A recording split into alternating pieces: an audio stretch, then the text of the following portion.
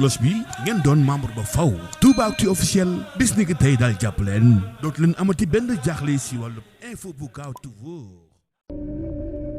yi mbokk yi li tax mu doon loo xam ne dafa sori ci man gis ngeen gàtt gi ni mu mel ni mu rafete gis ngeen ni mu toll kii sëñ Cheikh Saliou Mbacké yal na ko yàlla yokk wér-gu-yaram yal nañ ko fi yàlla bàyyi lu yàgg yal na ko yàlla yokk ko ci bépp fànn moo ma jagleel gàtt gi keroog bi ma sëñ Moustapha woowee dama sëñ Cheikh nee na am na loo xam dala koo jagleel waaye gàttuk barkeelu la